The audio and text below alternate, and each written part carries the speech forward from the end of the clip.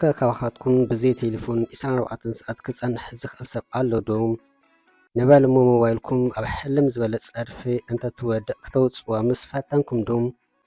ኣብ ኣውስትራልያ ሓንቲ መንእሰይ ኣብ ማእኸል ኣኻውሕ ንዝወደቐት ሞባይላ ክተውፅእ ክትብል ኣብ ማእኸል እቲ ክልተ ኣኻውሕ ብኣፍ ልባ ወዲቓ ንልዕሊ 7 ሰዓታት ተቐርቂራ ጸኒሖም።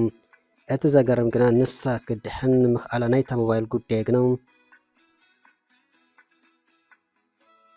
ቴሌፎና ክትወፅእ ኣብ ኣኻውሕ ዝተቐርቀረት መንእሰይ ኣብ ኣውስትራልያ ሓንቲ መንእሰይ ኣብ ማእኸል ኣኻውሕ ንዝወደቐት ሞባይላ ክትወፅእ ክትብል ኣብ ማእኸል እቲ ክልተ ኣኻውሕ ብኣፍ ልባ ወዲቓ ንልዕሊ 7 ሰዓታት ተቐርቂራ ጸኒሖም።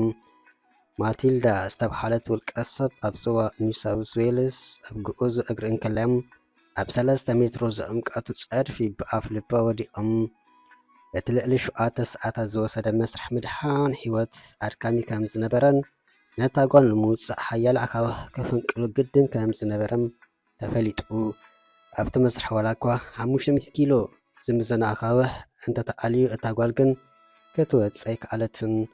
ኣብ ናይ 10 ዓመት ተመኩሮይ ኣብ ስራሕ ህይወት ኣድሕን ከምዚ ዓይነት ፍጻመ ኣጋጢሙ ኣይፈልጥን። እቲ ስራሕ ናይ ወሓቂ በዳሒ ኣብ መወዳእታ ግና ጻማ ዝረኸምናሉ ስርሒት ነይሩ ክብል ሓደ ፒተር ዝተባህለ ሰራሕተኛ ኣገልግሎት ሕክምና ህጾጽ ረድኤት ነቲ ህሞት ገሊጹ። እዛ መንእሰይ እቶም ኣባላት ህይወት ኣድሕን ቅድሚ ምምጽኦም ንሓደ ሰዓት ዝኸውን ክትዕልብ ጸኒሖም። ኣብ መጀመርታ መሓዙታ ከውፅዋ ፈቲኖም ነይሮም፣ ግን ድማ ኣይሰለጦምን።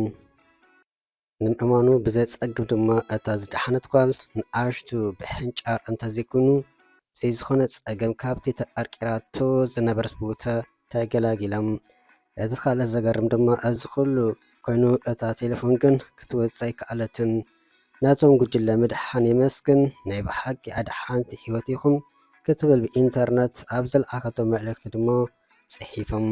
ቴሌፎን ግን ዕድል ኣይገበረትን ክትብል ድማ ኣብ መወዳእታ ተዛሪቦም።